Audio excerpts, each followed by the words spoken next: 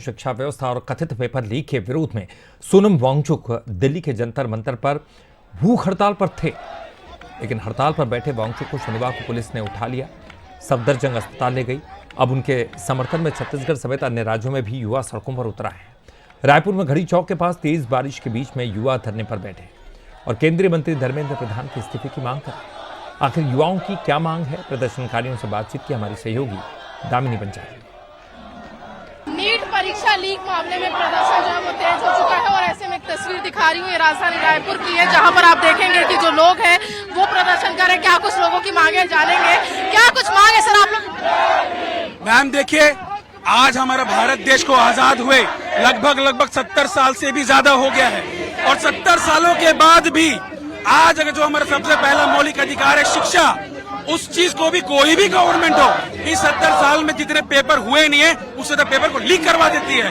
और जब स्टूडेंट्स इसी चीज के विरोध में जब सड़क में उतरती है, जब अपने अधिकार को मांगती है, तो वही सरकार उनको देश विरोधी करके वहीं से खदेड़ दिया जाता है। क्या ये सपना देखा था महात्मा गांधी जी ने? क्या ये सपना देखा था भगत सिंह जी ने? क्या ये दिल्ली में प्रदर्शन के बाद आप लोग यहाँ कर रहे हैं, क्या इसका असर होगा? क्योंकि दिल्ली में बैठी सरकार भी अब तक नहीं सुन पाई। देखिए, जब भी किसी देश में कोई भी क्रांति की चिंगारी जलती है तो एक स्टेट से लेके, एक जिले से लेके पूरे देश में लगती है। आज जिस तरीके से लोगों ने विरोध प्रदर्शन कर रहे हैं, ये ना केवल हमारा रायपुर छत्तीसगढ़ बल्कि पूरे देश में इसकी चिंगारी भड़क चुकी है और वो दिन दूर नहीं है कि वो चिंगारी अब आग के रूप में बढ़ने वाली है और सरकार को अपना सीट छोड़ना पड़ेगा। क्या चाह रहे? धर्मेंद्र प्रधान का इस्तीफा। संविधान की किताब पकड़ के आप आएंगे तो आपकी मांग पूरी होगी दिल्ली में जिस तरीके से प्रदर्शन को रोका जाए। सबसे पहले तो मैं ये कहना चाहूंगा कि भगत सिंह आजाद ने कहा था कि आप हमें मार सकते हो लेकिन हमारे विचारधाराओं को नहीं।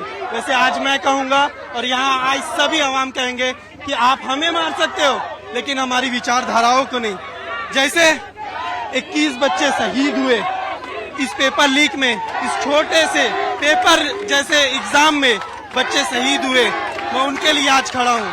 मैम आप लोग भी आए हुए हैं, क्या आप आए हैं? हमको हमारी आजादी चाहिए, शिक्षा का अधिकार पूरा सरकार भूल गया है और उसी के लिए हम ये लड़ाई और धरना प्रदर्शन चालू किए हैं। आगे तक हमारी लड़ाई चालू रहेगी और भी कुछ लगा तो आगे बढ़ने की कोशिश हम लोग करेंगे। कि न केवल दिल्ली में बल्कि शहर के अलग अलग जो राज्य है वहाँ अगर इस तरीके का प्रदर्शन होता है तो किस प्रकार से आने वाले समय में इनकी मांगे पूरी होती है और क्या कुछ आने वाले समय में केंद्र सरकार करते नजर आती है। कैमरामैन राहुल के साथ दामिनी बंजारी, बंसल न्यूज, रायपुर।